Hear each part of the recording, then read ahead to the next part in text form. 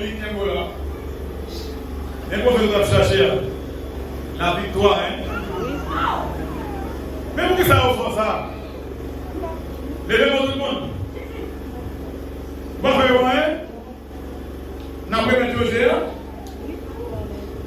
Oh, le monde qui m'a levé lui-même, font sortir de là.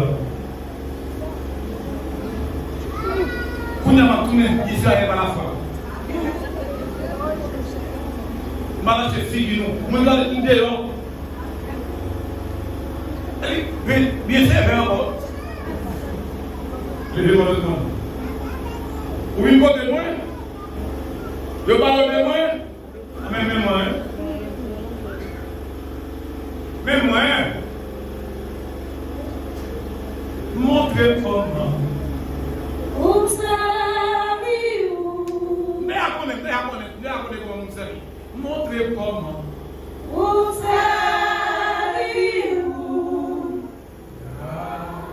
Il y a la nuit, le jour, par la foi.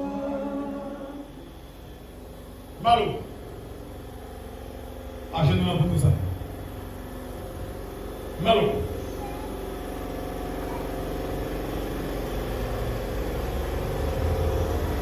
Achète-nous pour tout ça. Malo. Achète-nous pour ça. Malo. Achète-nous pour ça.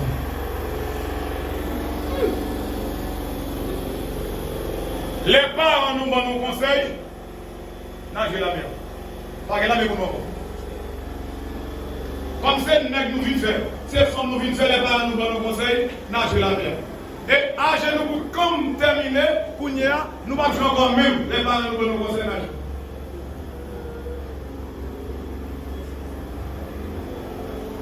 Bon, on a fait aussi c'est moi, je vais aller voler dans le vacabon, non, perdre dans le bouche, je vais aller. Nous possédons, nous la même à danser. Qui côté ça?